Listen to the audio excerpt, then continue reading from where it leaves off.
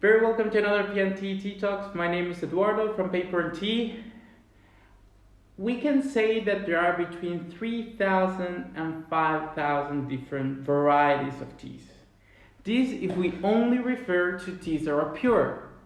Until now we've just been drinking, and I'll be showing and presenting to you pure teas. So teas that everything we fill in the cap comes directly from the leaves and the manufacturing process. Today we will dive into another style of tea, flavor teas. Okay, so we will start knowing a little bit more about this different process, because actually if I consider flavor teas or blends or scented teas, all these different kinds of things that we can do to the tea leaves, our options are countless, okay? Because we can be as creative as we want in the creation of new teas, adding other flavors. So today we're going to focus on flavor teas. So flavoring, it's a process we do to pure teas where we just add another flavor. For this we use essential oils, and for example, we can decide I'm going to add strawberries to a tea, I'm going to add peach, or I want to make like a flowery tea, and so whatever I want to add, I just put it onto the tea as an essential oil. Usually this is like a machine, the leaves go inside and it rotates, and drop by drop it adds this flavoring to the tea. We let it sit for a bit until it starts absorbing the aroma. Because tea has a property that it's called hygroscopic. So this means that tea absorbs. That's why we shouldn't keep our tea in the shelf with the spices, because tea absorbs aroma, which is bad if we don't take good care of it, but it's good if we want to make blends and we want to create new things. So usually there are two reasons why we would add flavor to it. One is if we want to be creative, because blending and the art of adding flavors to tea has turned into something very fashionable. A lot of people enjoy drinking teas that have very intense flavors, because tea has flavors naturally. So in blends, usually what we do, or in flavoring, specifically this process, we add and make that flavor even more intense. Usually a little bit overwhelming, and it takes over the whole tea. Okay, so we use that as a creative things, as using blending as an art. Or sometimes flavoring happens because we just want to cover bad quality tea, and we just add a little flavor so we get something a bit more interesting. Okay, so today we are going to try the most famous of all flavor teas. Okay, it has gained status already of like a very historical tea. It's been around for a couple hundred years. Let me introduce to you our golden Earl, which is our version of an Earl Grey. Okay, so what is an Earl Grey? The definition would be a black tea with bergamot. Okay, and what is bergamot? Bergamot is it's a citric, so it's a fruit that it's produced in the Mediterranean, and it's like shaped like a pear, and it's very aromatic. It's a citrus, so we can relate it to limes, or we can relate it to tangerines. But I would say it's even more aromatic. It has like a little flowery note, sweet, citrusy. So what we do in an Earl Grey, it's basically grabbing a black tea and adding this essential oil. Earl Grey, as I said, it's one of the most famous flavored teas because it has a lot of histories. Usually it happens that very old Chinese teas would have a lot of legends, but this tea, it's there with competing with other Chinese tea, because there are different stories that tell how it all started. So Earl Grey, it was actually a person. He existed. He was known as Earl Charles Grey, and he became the first minister of England. Okay, so it was actually a pretty important person. There are several legends that explain how this tea came up to be. Some of them a little bit more fantastic. They said that actually Earl Grey saved the life of a Mandarin, of the child of a Mandarin in China, and he got this tea as a gift. Some others say that actually it was an accident while a cargo ship was transporting black tea, and then some bergamot oil spilled during a storm. Some bergamot oil spilled on leaves, and it gave this flavor. Or some people actually say that's how Earl Grey used to like his tea, so he would just add a little bit of bergamot skin. Okay, so but anyway, it's a very famous tea. It works great usually as an afternoon tea. You can also start your day with it. There is no restriction for an Earl Grey. It's usually very aromatic, and before we go ahead and brew it, it's okay. Actually, I'll start because I'm doing it the Western style. So I'll go ahead. I'll put leaves.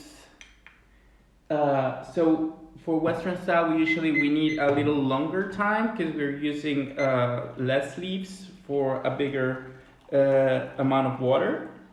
So we're using in this case 4 grams with 250 milliliters of water at 90 degrees. I'm going for this one. Okay, I'll show you the leaves right away, but before I show you the leaves, there are 2 things I want to explain to you. The quality of a flavored tea will be given by 2 things. First, we have the tea, the base of the tea, of these blends. So we usually, for Earl Grey, it's a black tea. So we can have different kinds of black teas. Low quality black tea, high quality black teas from India, black teas from Sri Lanka. Maybe we can go for black teas from Kenya, even some other countries that produce lower quality, or black teas from China, maybe something a bit more special.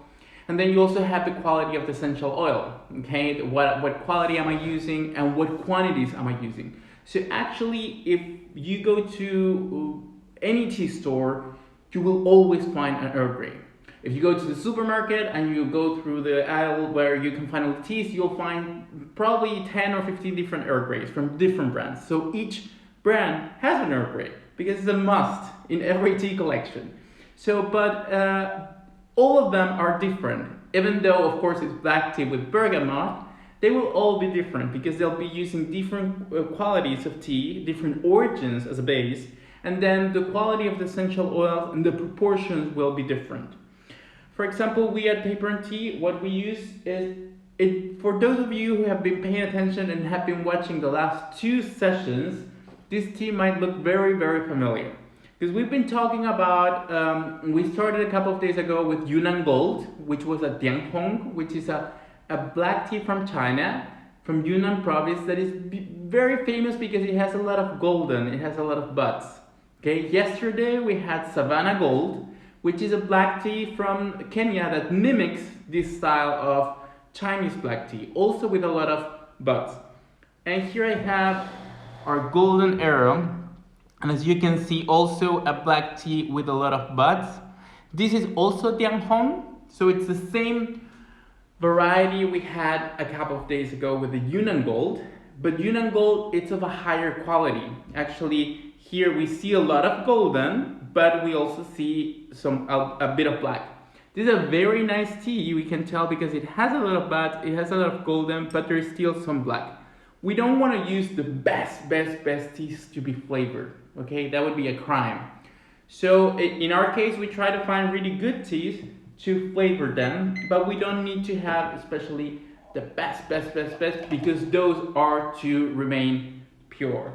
So here we're using a Dianhong, a very nice Dianhong with a lot of buds as a base, so a Chinese black tea. This is usually not so common because there is of course less black tea from China, and Chinese black tea tends to be a bit more expensive. It's different, we explain it. Usually black teas from China, they tend to be a bit more delicate, the leaf is way more whole, so this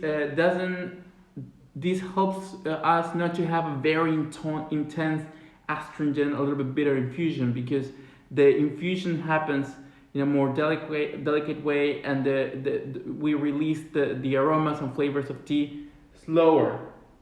Okay, so here we have, this is actually, you can't smell, but this is overwhelming. It's super aromatic.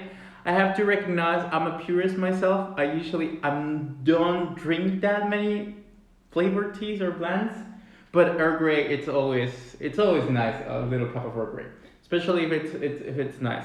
We also, even though we can feel a lot of essential oils, if we compare our Earl Grey with some other ones, ours is not so intense. We try to use less essential oils than what other companies would use, because we want to respect the tea. We are using usually really good quality tea, not the best quality, but really nice quality for making our blends and flavored teas. So we also want that tea to shine, because there is a lot of interesting things on the tea itself. So we don't really want the flavor to overtake the whole tea. We still want to experience the tea. Is our way of doing flavored teas and blends. Other companies might go for very intense flavoring. Some people actually like that. They would be like, oh, I actually like my Earl Grey with a lot of bergamot. We try to keep a balance, okay?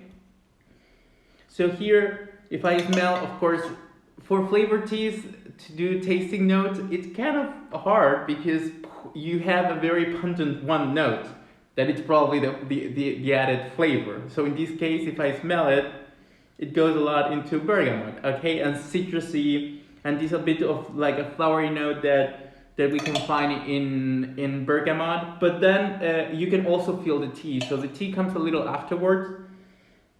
So after you get used to the bergamot, then you can start feeling this fruitiness, this leather notes, a little tobacco even, like from a black tea from Yunnan. Okay, so.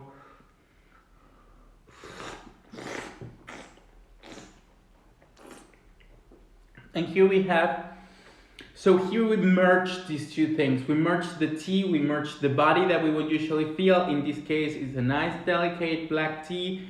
This one has a little bit more body than our Yunnan Gold. So Yunnan Gold, it was even more delicate, even more sweet. Here there is a little bit more body, a little bit more rough.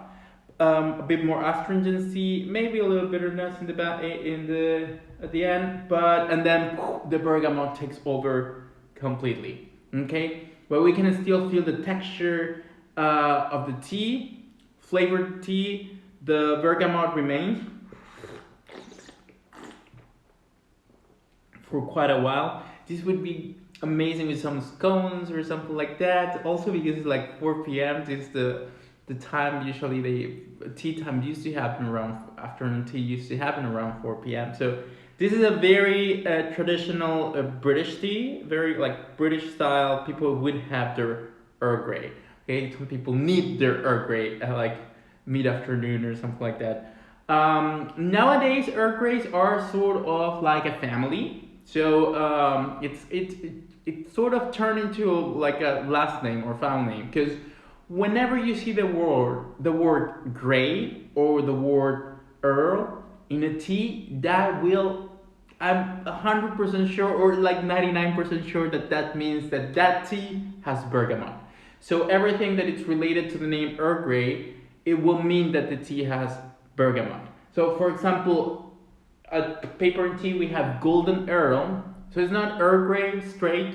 It's Golden Earl because we want to reference the fact that it has bergamot using the word Earl, and golden makes reference to the base of the tea we use. It's actually not so easy to find such an Earl Grey using a Dian Hong, like this very nice Chinese black tea as a base. But then we also, for example, have White Earl, which would be a white tea with bergamot. And Brave New Earl, it's another tea from our Master Blends collection, and that one it's sort of like a classical Earl Grey, but it also has a little bit of like jasmine tea. So it has a little bit of jasmine, a little bit of bergamot as well. So whenever you see Grey or Earl, usually it means that it has bergamot. Okay, so let's go. I don't know if you have any questions about Earl Grey. What are your feelings? I know this is a favorite for a lot of people. Why don't you drink normal? Oh, the newbies. So for those of you who are new, I'll go a little bit. For those of you who are joining for the first time, I do slurp. I'm not doing that to be rude, I'm doing that to do a proper tasting. So whenever we are tasting and trying to feel as many aromas as possible, for all of you who want to start trying your teas, if you're alone and nobody's there to criticize you slurping, what I would suggest is to introduce oxygen in your mouth. So you do this, so since the aromatic compounds are volatile, they will sort of explode inside your mouth. So you get the whole idea of a tea. So usually what we do, the technical process would be we slurp to introduce a tea with oxygen. We can introduce oxygen a couple more times. We sort of wash our mouth with the tea, so the tea touches everything, so we can feel all the textures and all the flavors, really.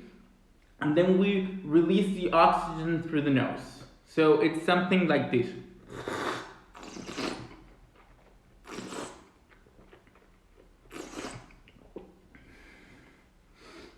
So when you breathe out, then the aroma goes like this, because the mouth and the nose is connected.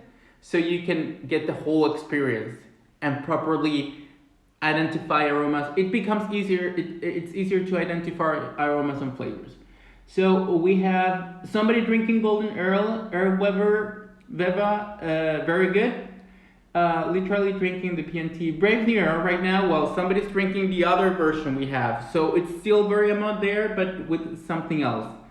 Drinking Brave New Earl as well. Then I'm also more purist, but sometimes a cup of Earl Grey is nice, says Sandra. Yes, I agree. I'm not a fan of flavored teas in general. I think it's sort of understandable. I think they are a very nice way to bring people into tea, because it's you get to experience all these amazing aromas and flavors. But then eventually, when you start trying these, and then you start trying and finding these aromas and flavor in a natural way in pure teas, then it's like the natural move to do is like starting with flavored teas and then move on to pure teas. When you've already get used to and understand the purity. That's something very, very good. So I absolutely love White Earl. You see there we have another White Earl lover. Where do you do your blends? We're a Berlin-based tea company, and all our blends are made here in Germany. So Earl Grey was my getaway tea to pure and more delicate teas. Yeah, I think it's even for purists, I think this is what we. I mean, it has. That's what I mean. It has like a different level, different status within all the other blends. I mean, you have tea with a strawberry. Yeah, you can have tea with pineapple, with peach. But an Earl Grey is an Earl Grey. I mean, it has that status that other flavored teas do not have. Okay, sorry that we question your manners every day. It's okay. I'm happy to explain it and to make you do it, okay? So I'm teaching you bad manners. That's okay. Where did you and then can you reinfuse tea blends? Well, that will depend on the quality of the blends. So it's the same thing as happens with pure tea, because actually we are using the tea and then we are adding this oil. So it will depend on the quality of the tea. It will depend on the quality of the essential oil, the flavoring that it's being used. In our case, we sort of try to create our blends so you can at least infuse them twice. So to get at least a second infusion with a nice base, with a nice essential oil. More than that, usually no, because as I said, we use good teas, but not the best teas. So the best teas, we want to keep them pure, and those are the teas that actually you can infuse 2, 3, 4, 5, and so on, depending on the quality, of course. So depending on the blend or flavor tea that you're drinking, you can go ahead and reinfuse it. Then we have, what's the difference between Earl Grey and Lady Grey? Okay, so Earl Grey is this famous blend flavor tea. So as I said, everything that has a Grey or everything that has an Earl, it's usually a variation. It belongs to the family. So it means it has bergamot, but then it has something else, maybe. Or it's not made with black tea, for example, White Earl. So Lady Grey is actually the name of a tea that belongs to a brand. Okay, so that's the name of the tea. As we have Golden Earl, they have Lady Grey. So it's another version. So I think it has beside the bergamot, it has like lime or tangerine. It has like another citrus added to the blend.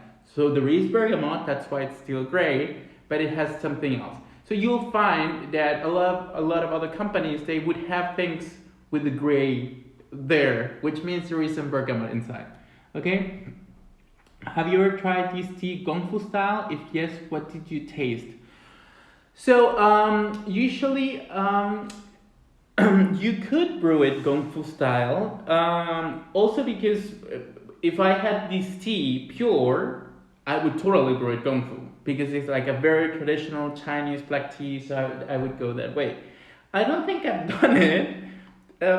Yeah, I mean, I also because of the flavor, sometimes flavors can be very intense. So let's make sure if you have a nice ceramic teapot or porous teapot that usually absorbs aromas, then I would be very careful and I wouldn't use that kind of tea for brewing these kind of teas. Glass is perfect because with glass is innocuous, so it doesn't absorb the aromas. You can just wash it and then there won't be bergamot there forever.